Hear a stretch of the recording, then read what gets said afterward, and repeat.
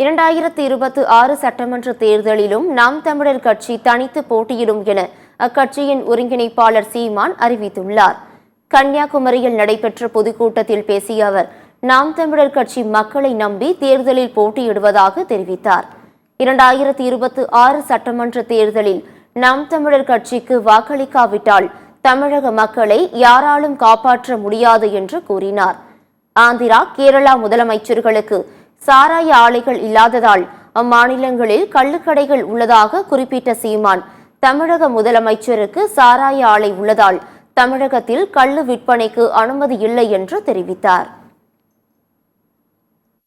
26 தேர்தலிலே மறுபடியும் தனித்து போட்டியிடுகிறோம். 26க்கு அப்புறம் இதே மாதிரி முச்சந்தில கத்த விட்டாயின்னு வச்சுக்கேன், உன்னை ஒருத்தனாலும் ஐயா ரஜினிகாந்த் சொன்னார்ல, ஆண்டவனாலும் காப்பாற்ற முடியாது. எல்லா மாநிலங்களையும் கல்லுக்கடை இருக்க, கர்நாடகாவில் இருக்கு, கேரளாவில் இருக்கு, ஆந்திராவில் இருக்கு. ஏன் இங்க இல்ல? அங்கெல்லாம் கல்லு மது இல்லையோ? இங்க மட்டும் ஏன் மது? மது ஏன் மது? அந்த நாட்டு முதலமைச்சருக்கு சாராய ஃபேக்டரி இல்ல, ஆந்திர நாட்டு முதலமைச்சருக்கு சாராய ஃபேக்டரி இல்ல, கர்நாடக நாட்டு முதலமைச்சருக்கு சாராய ஃபேக்டரி இல்ல, தமிழ்நாட்டு முதலமைச்சருக்கு சாராய ஃபேக்டரி இருக்கு. அதனால கல்லுக்கடை திறந்து விட்டா என் சொந்தக்காரன் போறான், 1 லிட்டர் 1/2 லிட்டர்ல குடிச்சிட்டு படுத்துருவான், 50 ரூபாயில முடிஞ்சிரும் ஜோலி.